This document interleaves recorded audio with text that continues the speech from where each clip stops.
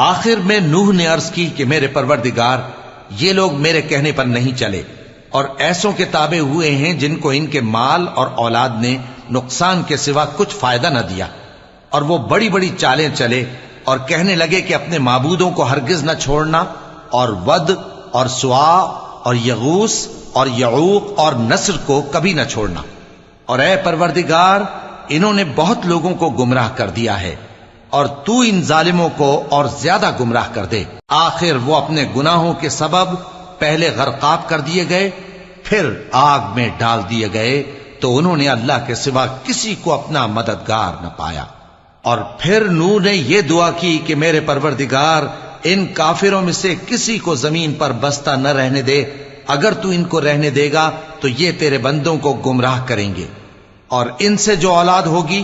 وہ بھی بدکار اور ناشکری ہوگی۔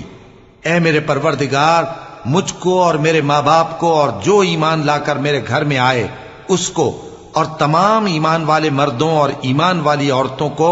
معاف فرما، اور ظالم لوگوں کے لیے اور زیادہ تباہی بڑھا۔